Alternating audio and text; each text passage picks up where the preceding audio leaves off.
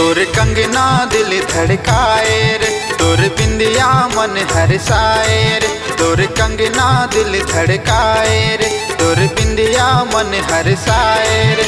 मैं तोर दीवाना हो गए रे, तोर पाँव पायलिया में छमा छम बाजे रे, पायलिया बाजे रे, छमा छम बाजे रे, पायलिया बाजे रे।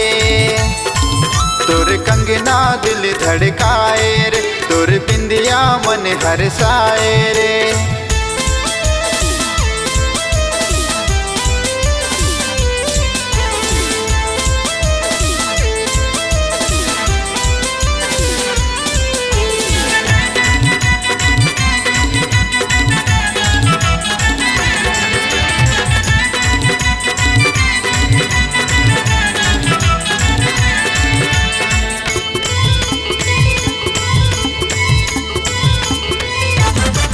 मोर मन हाथोला सोचे, आँखी हाथोला खोजे।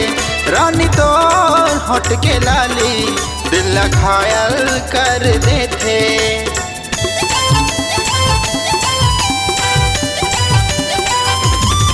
मोर मन हाथोला सोचे, आँखी हाथोला खोजे।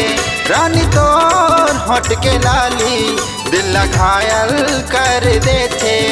मैं तोर दीवाना हो गए रे, तोर पाँव पायलिया में छमा छम बाजे रे, पायलिया बाज रे, छमा छम बाजे रे, पायलिया बाज रे।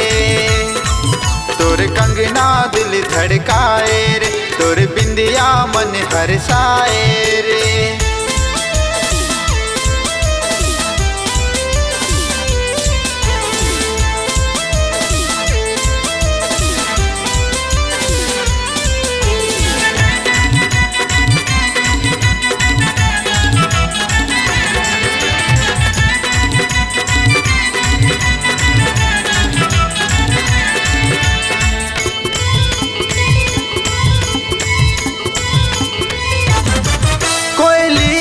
सही तुर बोली निकला के हंसी ठिठोली। सुरता तोरे आथे भैया पगला मोला बनाथे।